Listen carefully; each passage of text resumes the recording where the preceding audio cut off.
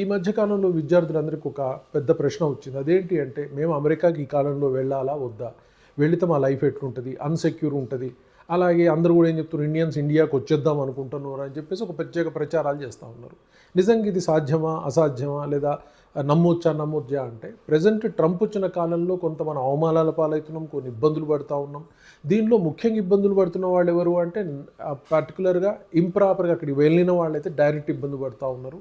సరే, అక్కడ ఏదైతే H1B రూల్స్ మారవటం ఇలాంటివి కొన్ని కండిషన్స్ పెట్టడం వల్ల కూడా కొంతమంది ఇబ్బంది పడుతూ ఉన్నారు. ఇది ట్రంప్ ఉన్నంత కాలం అంటే మరొక 2 ఏళ్ళు మనం ఇబ్బందులు కొంత పడతాం.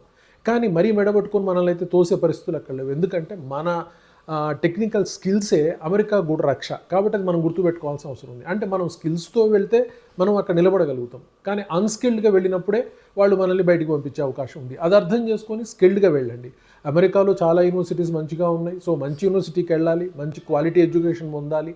డెఫినెట్గా మంచి జాబ్ వస్తుంది, మంచి శాలరీ పొందుతాం. ఎందుకంటే అమెరికా పోవాలనుకుందే మంచి ఉద్యోగం, మంచి శాలరీ సంపాదించుకోవడానికి. ఓన్లీ ఎడ్యుకేషన్ అంటే మన ఇండియాలో ఉంది, లేదనడానికి లేదు. అంటే ఇది నిజం, ఫ్యాక్ట్ యాక్చువల్గా. సో కాబట్టి మీరు డెఫినెట్గా మంచి యూనివర్సిటీ సెలెక్ట్ చేసుకోండి. అలాగే మన అప్రోచ్ ఆఫ్ ఎడ్యుకేషన్ చూసినప్పుడు మనది థియరిటికల్ అప్రోచ్ ఎక్కువ, వాళ్ళది ప్రాక్టికల్ అప్రోచ్ ఎక్కువ, రీసెర్చ్ అప్రోచ్ ఎక్కువ. సో డెఫినెట్గా అసైన్మెంట్స్ ద్వారా వాళ్ళు స్టూడెంట్కి వర్క్ ఇచ్చి చేయించే విధానాలు వేరు. కానీ ఇక్కడ ఆ సిద్ధాంతం ఉండదు. ఇక్కడ ప్రిస్క్రైబ్డ్ ఫార్మట్ ఎడ్యుకేషన్ ఉంది.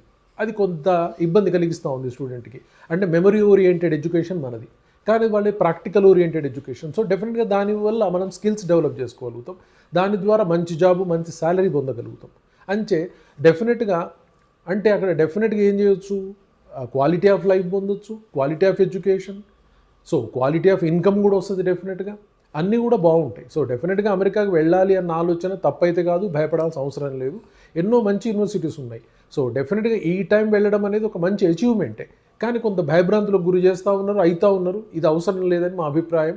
సో డెఫినెట్గా విద్యార్థులు ఆలోచించండి. మీ దగ్గర క్వాలిటీ ఎడ్యుకేషన్ ఉండి స్కిల్స్ ఉంటే డెఫినెట్గా మీరు సక్సెస్ అవుతారు. క్వాలిటీ లేకుండా వెళితే మాత్రం, స్కిల్స్ లేకుండా వెళ్తే మాత్రం డెఫినెట్గా మళ్ళీ వెనక్కి రావాల్సిన అవసరం వస్తుంది. మరి మీరు స్కిల్ఫుల్లా అన్స్కిల్ఫుల్ అనేది మీరు డిసైడ్ చేసుకోండి. అలాగే అమెరికాలో ఉన్న కొన్ని మంచి యూనివర్సిటీస్ ఫర్ సిఎస్సి చూద్దాం.